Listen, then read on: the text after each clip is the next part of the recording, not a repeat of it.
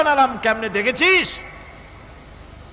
মানুষ অবাক হলো, আল্লাহ এত কথা থুইয়া উটের কথা বলছেন, কারণ নানান রকম মানুষ বলল। শেষ পর্যন্ত প্রাণীতত্ত্ববিদরা তারা আবিষ্কার করলেন মূল কারণটি। অনেক কারণ আছে আল্লাহ পাকে কথা বলার। উট তো মরুভূমির জাহাজ, তারপরে উট মানুষের অনেক উপকারে আসে, কথা বলা হয়েছে। প্রাণীতত্ত্ববিদরা খুঁজে খুঁজে তারা দেখতে পেয়েছে যে উটকে জবাহ করে দেখা গেছে উট সমস্ত প্রাণী বাতাস থেকে অক্সিজেন যতটা গ্রহণ করে ততটা ছেড়ে যায়, একমাত্র প্রাণী উট যে যতটা অক্সিজেন গ্রহণ করে বাতাস থেকে সবটা ছাড়ে না, 2/3 ছেড়ে দেয়, 1/3 তার লাংসের পাশে রাখার জন্য আল্লাহ পাক একটা চেম্বার তৈরি করেছেন। ওই চেম্বারের ভিতরে 1/3 অক্সিজেন থেকে যায়, কারণ পানিও রেখে তার পানি রাখার জন্য রিজার্ভ ট্যাঙ্কি আছে, একটা রিজার্ভ ট্যাঙ্কি আছে, অক্সিজেন রাখার একটা চেম্বার আছে। এগুলি কেন? এই জন্য যে মরুভূমির ভিতরে সাইমুম শিল্পী গোষ্ঠী না, কিন্তু ঝোড়ো হাওয়া, মরুভূমির ভিতরে ঝোড়ো হাওয়া, এই ঝোড়ো হাওয়া যখন আরম্ভ হয়ে যায় তখন মানুষ বাঁচতে পারে না, মানুষ টের পাইয়া সব বাড়িতে চলে যায়। মরুভূমিতে চড়ে বেড়ায় উট, সে যাবে কোথায়? ওর তো যাওয়ার জায়গা নাই। 7 দিন 8 দিন 1 সপ্তাহ 2 সপ্তাহ পর্যন্ত এই মরুভূমিতে ঝড় চলতে থাকে, বালুর ঝড়, কিচ্ছু দেখা যায় না। ওখানে দেখছিলেন বালুর পাহাড়, কালকে আজকে দেখবেন বালুর পাহাড় এখানে চলে আসছে। এইভাবে পাহাড় তৈরি হয়ে যায়, বালি উড়ায় নিয়ে যায় বাতাসে। এই বাতাসের ভিতরে বালু উঠতে থাকে সমানে, মানুষ প্রাণী কিছুই সেখানে শ্বাস করতে পারে না, বাঁচতে পারে না। উটের মতো প্রাণী যে মরুভূমিতে থাকে ও বাঁচবে কি করে?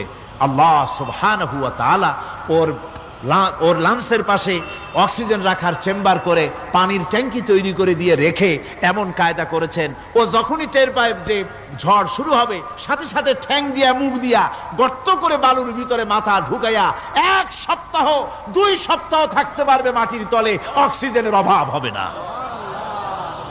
আফালা ইয়ানজুরুনা ইলাল ইবিলি কাইফা খুলিকাত, দেখো নাকি কিভাবে সৃষ্টি করেছি আমি এই সুন্দর উটকে, একবার দেখো, আর শুকরিয়া তোমার মাথা নত হবে। যত বড় কমিউনিস্ট হও, আল্লাহর জন্য সেজদা দিতে বাধ্য হবে যদি তোমার ঈমান এতটুকুনো থাকে।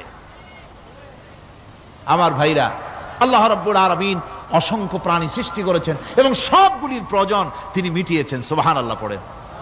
দেখুন সমুদ্রের ভিতরে তিমি চলতেছে, বিশাল তিমি, অনেকে দেখেন নাই, কেউ কেউ দেখেছেন, আমি দেখেছি তিমি মাছ, বিশাল তিমি।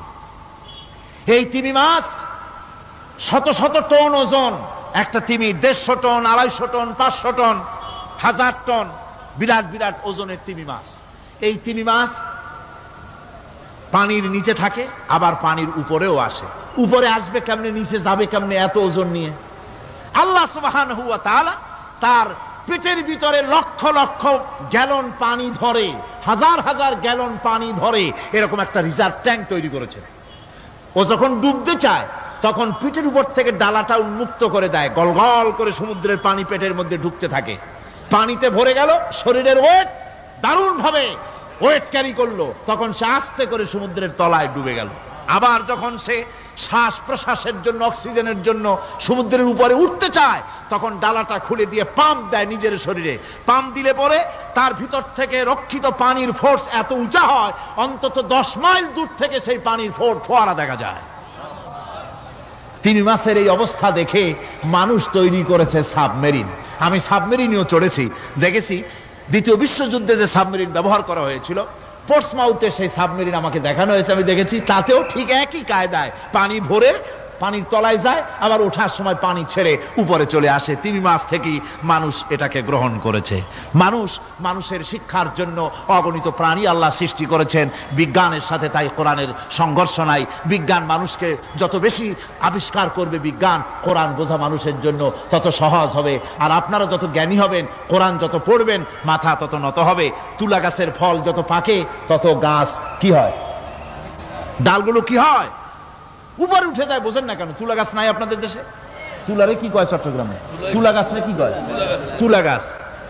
তুলা গাছের ফল যত পাকে তত গাছের ডাল কি হয়, যখন কাঁচা থাকে তখন নিচে থাকে, ডাল ঝুঁকে পড়ে, আর পাকলে পরে উপরে উঠে যায়। আর আম গাছের ফল যত পাকে তত ডাল কোথায় যায়? নিচে যায়। যারা মানুষের তৈরি করা এই সমস্ত জ্ঞানে যারা সমৃদ্ধ হয় তারা ওই তুলা গাছের মতো আস্তে করে যতই জ্ঞানে বৃদ্ধ হয় ততই ডাল উপরের দিকে যায়, জ্ঞান তত হালকা হয়। আর কোরআন আমের মতো, কাঁঠালের মতো, মানুষের উপকারী এমন এক ফলের মতো, যত পাকে, যত পড়ে, জ্ঞান যত সমৃদ্ধ হয় ততই আল্লাহর সামনে মাথা নত হয়ে যায়। মানুষের কাছে জ্ঞান খুবই সংক্ষিপ্ত জ্ঞান, মানুষের কাছে অমা উতিতুম মিনাল ইলমি ইল্লা কালিলা, খুব সামান্যতম জ্ঞানই তোমাদেরকে দেওয়া হয়েছে, বেশি জ্ঞান আমাদের কাছে নাই। সবচাইতে বড় জ্ঞানের উৎস আল্লাহ সুবহানাহু ওয়া তাআলা, জ্ঞানের উৎস হচ্ছে কোরআনে হাকিম। সেই কোরআন থেকে আল্লাহ পাক দয়া করে আমাদেরকে কোরআন শিখিয়েছেন। জোরে কোন সুবহানাল্লাহি বিহামদিহি। এই কোরআনের সব কথা আল্লাহ আর রহমান আল্লামাল কোরআন, আল্লাহর সবচাইতে বড় দয়া আমাদেরকে কোরআন শিখিয়েছেন। জোরে কোন সুবহানাল্লাহ। সেই কোরআনের মর্যাদা, সেই কোরআনের শিক্ষা, সেই কোরআন দিয়ে আমাদের কি ফায়দা ইত্যাদি কথা আমি ধীরে ধীরে আপনাদের সামনে আলোচনা করব ইনশাআল্লাহুল আজিজ। সবাই বলেন আমিন। আমার ভাইরা, এই আলোচনা থেকে কেউ মাহরুম হবেন না, এই আলোচনা থেকে কেউ মাহরুম হবেন না। একজনে গতকাল বলেছিলাম 3 জনকে যদি দাওয়াত দিয়ে আনেন তাহলে ফায়দাটা কি জানেন? আপনার দাওয়াতে একটা ভাই যদি অতিরিক্ত আসেন এ মাহফিলের মধ্যে ওয়াজ শোনার জন্য, কোরআন শুনলেন, কোরআনের দিকে আকৃষ্ট হলেন, নামাজি হলেন, দিনদার হলেন, পরেজগার হলেন, আপনি মরে যাবেন, কিয়ামত পর্যন্ত এই সব আল্লাহ পাক আপনার